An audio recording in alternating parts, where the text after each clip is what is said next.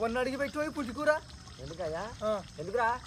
ఇక ఉన్న పైసలు మొత్తం ఒడిచిపోరని చెప్పి పుట్టుకూర పెట్టుకున్నావు అవి ఇక. పెడితే అమ్ముకుంటారు ఎవరు పాలకూర పెట్టుకో మరి కూడా పెట్టి దానికి ఏమైందిరా మరి ఇది మొత్తం అంతా అంత వర్షపోయినా మొత్తం ఇంకా పట్టుకోరా. అక్కడ ఇక్కడ మొత్తం అమ్మ కొంచెం గురువున కొంచెం మనం పిక్కడానికి వచ్చి వచ్చిన పైసలు ఖర్చు కావద్దా మరి ఖర్చు కావద్దా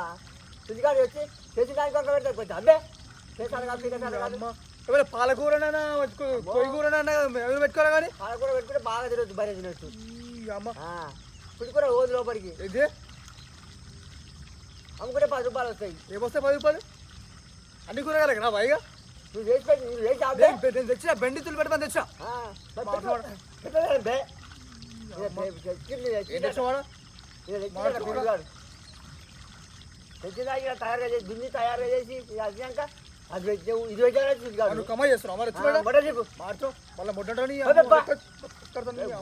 మన పోయాడు ఏడా ఊళ్ళో పడాలి అనుకుంటాం వీళ్ళు పడతావు